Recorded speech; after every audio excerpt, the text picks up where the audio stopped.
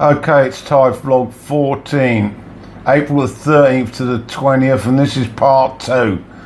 I'm going to look at sport first, and I'm going to talk about an annual event that took place 2 weeks ago, or just over a week ago in England, and it's the Grand National. This is a very big event in the sporting calendar.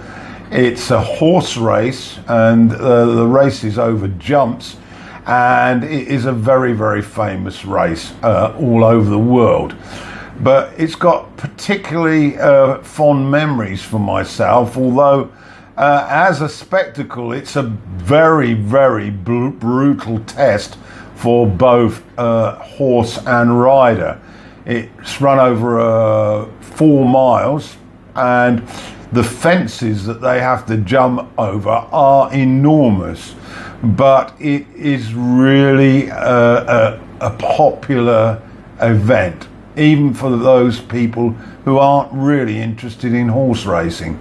Now, horse racing, of course, is synonymous with gambling, and on this annual event that takes place at Aintree near Liverpool, a lot of people who don't usually bet or gamble on anything decide to have a flutter. And my family was also well into the idea of gambling on that particular day and that day only. And I really did enjoy the race when I had put some money on a horse, and every member of the family did, and we used to sit down and watch the race at about 3:30. I have to say that I did on one occasion win my horse on that particular day. The name was Highland Wedding, and 10 days ago, as I say, they had the event at Aintree, and I thoroughly enjoyed watching it, although I had no knowledge at all of the horses or the riders for that matter.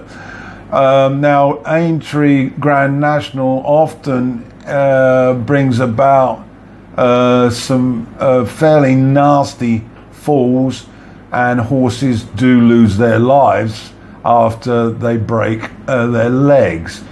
And unfortunately, that did happen this year, as the famous Beecher's Brook jump was cordoned off on the second circuit, clearly because of a horse in pain and possibly having been shot to put it out of its misery.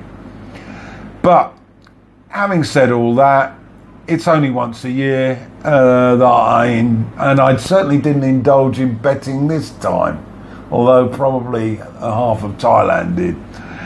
Other sport news, well, we had a glimpse of the Crucible Theatre World Championship qualifiers, which were completed last Wednesday.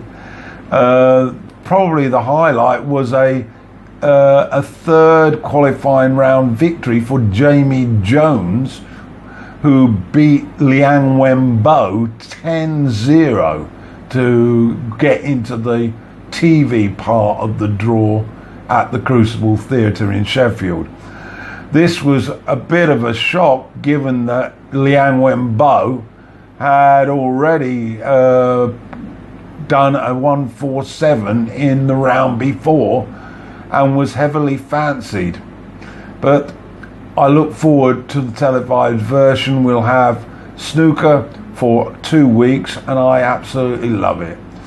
In football news, Manchester City secured the Premier League title following Manchester United's dreadful loss at home to West Brom.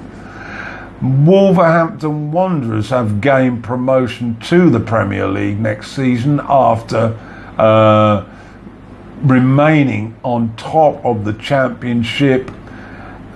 In rugby, in the NRL, we've completed 7 rounds now, and the Dragons and the Warriors are at the top. We're on 6-1 and looking very impressive indeed. Okay, I think that's probably about all the sports news. Oh, lastly, Rafael Nadal has won his 11th, would you believe that? 11th title at the Monte Carlo clay event. It's mind-boggling, and I saw pieces of it. He absolutely demolished Tim from Austria and then flattened Nishikori in the final. This man is beyond excellence, and I see no reason at all why he isn't going to go on and win Roland Garros again this year. Of the rest, Djokovic got to the quarters, but he lost a very hard-fought 3-setter to Tim, but looked to be getting back to some of his best form. So we'll see what happens in Paris. Okay, that's the end of this part 2.